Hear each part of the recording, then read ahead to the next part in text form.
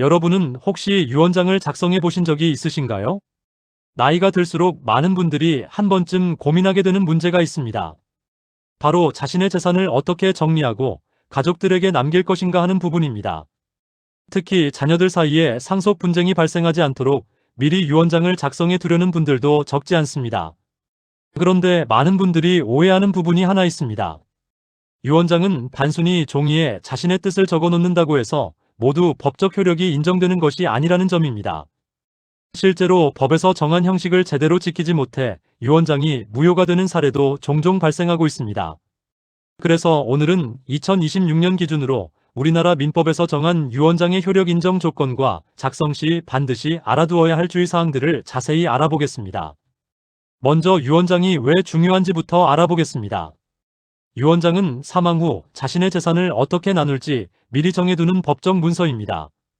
예를 들어 아파트나 예금, 토지, 주식과 같은 재산을 특정 자녀에게 남기고 싶을 수도 있습니다. 또는 사회단체에 기부하고 싶은 경우도 있을 수 있습니다. 가족 간 갈등이 예상되는 상황이라면 자신의 의사를 분명하게 남기기 위해 유언장을 작성하기도 합니다. 만약 유언장이 없다면 원칙적으로는 민법에서 정한 법정 상속 비율에 따라 상속이 진행됩니다. 하지만 유효한 유언장이 있다면 법률이 허용하는 범위 안에서 유언자의 의사가 우선적으로 존중될 수 있습니다. 다만 여기서 중요한 점이 있습니다. 유언도 반드시 법에서 정한 방식에 따라 작성되어야만 효력이 발생한다는 것입니다. 그렇다면 유언장이 법적 효력을 가지려면 어떤 조건이 필요할까요? 많은 분들이 메모지에 간단하게 적어두면 되는 것으로 생각하지만 실제로는 그렇지 않습니다. 우리나라 민법은 유언 방식을 매우 엄격하게 규정하고 있습니다. 민법에서는 다음과 같은 방식의 유언만 인정하고 있습니다. 자필증서 유언, 녹음 유언, 공정증서 유언, 비밀증서 유언, 구수증서 유언. 이 외의 방식은 원칙적으로 법적 효력이 인정되지 않을 수 있습니다. 특히 가장 많이 사용하는 자필 유언장의 경우 반드시 법에서 정한 조건을 모두 충족해야 합니다. 실제로 대법원도 법정된 방식과 요건에 어긋난 유언은 유언자의 진정한 의사에 부합하더라도 무효라는 입장을 유지하고 있습니다. 즉, 아무리 본인의 진심이 담긴 유언이라도 법이 정한 형식을 지키지 못하면 인정받기 어려울 수 있다는 뜻입니다. 이제 가장 많이 사용되는 자필 유언장에 대해 알아보겠습니다. 시니어분들이 가장 쉽게 작성할 수 있는 방법이 바로 자필증서 유언입니다. 하지만 동시에 가장 무효가 많이 발생하는 방식도 자필 유언장입니다. 민법 제1066조에 따르면 자필 유언장은 유언자가 직접 전문과 작성 연월일, 주소, 성명을 손으로 작성하고 마지막에 날인까지 해야 합니다. 필요한 항목은 다음과 같습니다.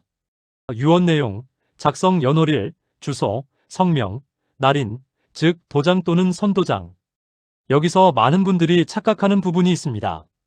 자필 유언장은 단순히 이름을 적거나 서명만 했다고 효력이 인정되는 것이 아닙니다. 반드시 날인이 있어야 합니다. 도장이나 선도장이 반드시 필요하다는 뜻입니다. 따라서 자필로 모든 내용을 작성했더라도 날인이 없다면 유언장이 무효가 될 수 있습니다. 또한 컴퓨터로 작성한 뒤 출력해서 도장만 찍는 경우 역시 자필증서 유언으로 인정되지 않을 수 있습니다. 날짜 역시 매우 중요합니다. 예를 들어 2026년 5월 이렇게 월까지만 적고 정확한 날짜를 적지 않으면 무효가 될 가능성이 있습니다. 따라서 작성일은 반드시 연도와 월일을 명확하게 적어야 합니다. 다음으로 공증 유언장에 대해 알아보겠습니다. 전문가들이 가장 권하는 방식 가운데 하나가 공정증서 유언입니다. 공정증서 유언은 공증인이 참여해 작성하는 방식입니다. 유언자의 의사를 공증인이 확인하고 법적 형식에 맞게 작성하기 때문에 형식상 하자로 무효가 될 가능성이 상대적으로 적습니다. 또한 원본이 공증사무소 등에 보관되기 때문에 분실 위험도 줄일 수 있습니다.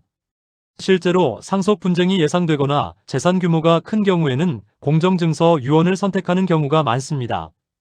다만 공증 절차가 필요하기 때문에 비용과 시간이 일부 소요될 수 있다는 점도 알아두시면 좋겠습니다. 그렇다면 유언장에 적기만 하면 모든 내용이 효력을 가질까요? 그렇지는 않습니다. 유언장에 적었다고 해서 모든 내용이 법적 효력을 갖는 것은 아닙니다. 민법은 유언으로 할 수 있는 사항을 일정 부분 제한하고 있습니다. 대표적으로 재산 처분과 관련된 내용은 효력이 인정될 수 있지만 법에서 허용하지 않는 내용은 효력이 인정되지 않을 수 있습니다. 또한 상속인에게 최소한 보장되는 권리인 유류분 문제도 고려해야 합니다. 유류분이란 일정 범위의 상속인이 최소한 받을 수 있도록 법이 보장한 상속 재산의 일부를 말합니다. 따라서 유언으로 모든 재산을 특정인에게만 남기더라도 상황에 따라 유류분 반환 문제가 발생할 수 있습니다. 참고로 유류분 제도는 최근 중요한 변화가 있었습니다. 2024년 4월 헌법재판소는 형제자매의 유류분을 인정한 민법 규정에 대해 위헌 결정을 내렸습니다. 이에 따라 현재는 형제자매만 상속인인 경우 형제자매는 유류분을 청구할 수 없게 되었습니다. 또한 유류분 제도와 관련하여 기여분 반영과 상속인의 중대한 비행에 대한 제한 등 여러 개선 사항이 논의되었으며 관련 민법 개정도 진행되고 있습니다. 따라서 유류분 문제는 과거에 알고 있던 내용과 달라졌을 수 있으므로 최신 법률 기준을 확인하는 것이 중요합니다. 이번에는 유언장이 무효가 되는 대표적인 사례를 알아보겠습니다. 실제 사례를 보면 다음과 같은 이유로 유언장이 무효가 되는 경우가 있습니다. 법에서 정한 형식을 지키지 않은 경우, 주소 또는 날짜가 누락된 경우, 타인이 대신 작성한 경우, 날인, 즉 도장이나 선도장이 없는 경우, 유언 당시 의사 능력에 문제가 있었던 경우, 특히 치매나 중증 질환 등으로 인해 유언 당시 판단 능력이 부족했다고 인정되면 유언 효력 자체가 다투어질 수 있습니다. 그래서 고령자의 경우 유언을 남길 때 건강 상태와 의사 능력에 대한 객관적인 자료를 함께 남겨두는 것이 도움이 될 수 있습니다. 그렇다면 유언장을 작성할 때 어떤 점을 미리 준비하면 좋을까요? 유언장은 단순한 재산 분배 문서가 아닙니다. 가족에게 자신의 마지막 의사를 전달하는 중요한 법적 문서입니다. 따라서 다음 사항을 함께 고려하는 것이 좋습니다.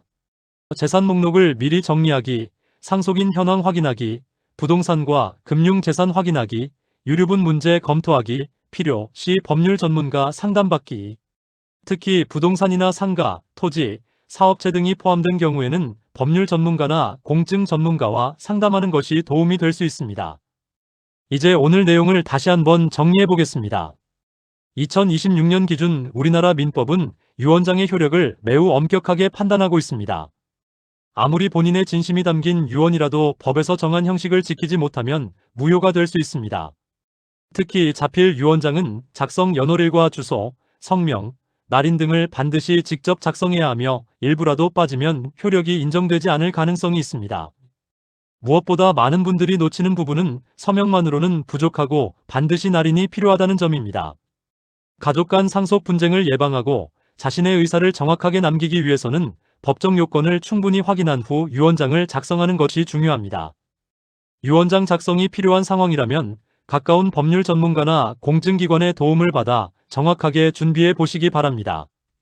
참고로 오늘 내용은 대한민국 민법 제1065조부터 제1072조, 법제처 국가법령정보센터, 대법원 종합법률정보, 2024년 4월 25일 헌법재판소 형제자매 유류분 위헌 결정 자료, 법무부 법률정보 자료를 참고해 작성했으며 2026년 기준 공개된 법령과 국가기관 자료를 바탕으로 정리했습니다. 실제 상속이나 유언 관련 문제는 개인 상황에 따라 달라질 수 있으므로 필요하다면 반드시 법률 전문가와 상담하시기 바랍니다.